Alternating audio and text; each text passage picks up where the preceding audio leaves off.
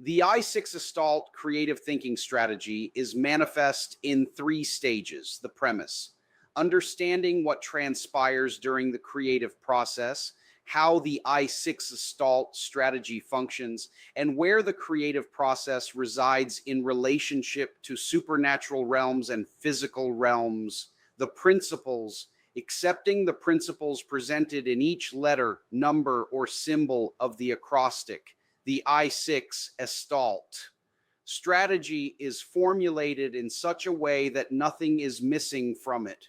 The principles are spread out across 9 doctrines that interact with each other while also being able to stand alone. If each principle is incorporated into your thinking, each one will provide you with an independent factor of efficiency and increased power. However, when synthesized together, they generate exponential results that have no comparison and can excel beyond our ability to express or comprehend them. The process: once you learn the fundamentals to enter the sixth sense, you will have the foundation of what is necessary to continually enter this arena. Everything you do or learn afterward will compound this ability. The process is learned once and then applied time and time again. The premise is based on a gestalt in the mind operating in the sixth sense through a visual representation of knowledge and how it interacts with you using what we call rods of knowledge. In order to describe the different attributes of this system, we developed the name i6estalt. The letter G was replaced with a 6 to represent the sixth sense, which is a result of the rods of knowledge aligning themselves to develop a gestalt, thus producing the creative spark that becomes the essence of the sixth sense. The exclamation point at the end is intentional. It reminds you of the instantaneous and focused power that is wrapped up in the strategy, both in its to perform and in its ability to transform at will.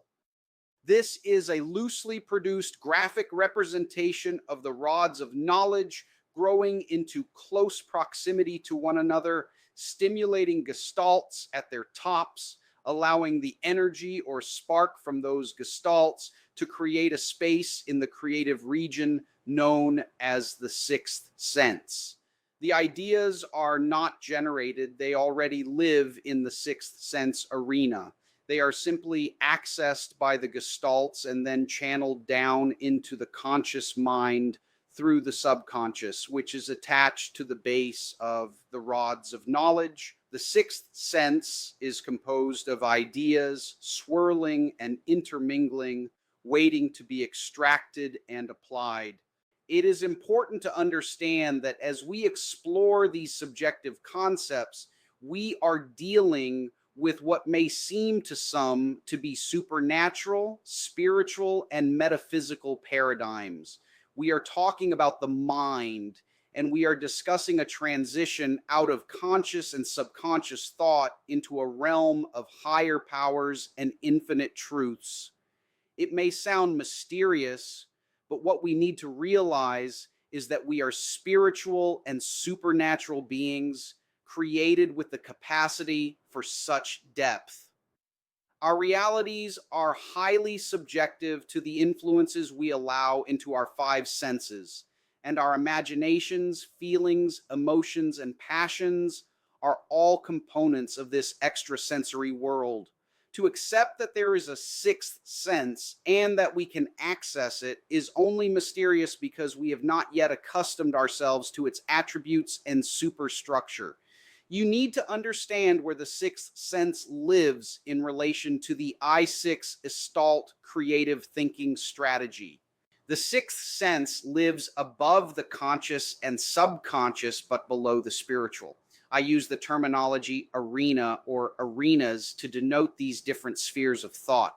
In a hierarchy from physical to spiritual, the progression would go like this: physical arena, sensory arena, conscious arena, subconscious arena, philosophical ideas, psychological ideas, metaphysical concepts, sixth sense arena, spiritual arena.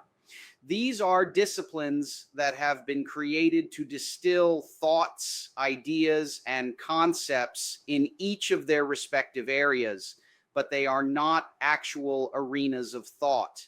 Nevertheless, we include them because they are often referred to in discussions of this nature, and we want you to understand where they fit within the hierarchy. The sixth sense lives and transitions into both the spiritual and the subconscious, and discussions along such blurry lines can sometimes lead to unproductive debates. For our purposes, it is enough to recognize that the sixth sense bridges these realms, linking the tangible and the intangible, the conscious and the divine, serving as the space where creativity is born and expressed.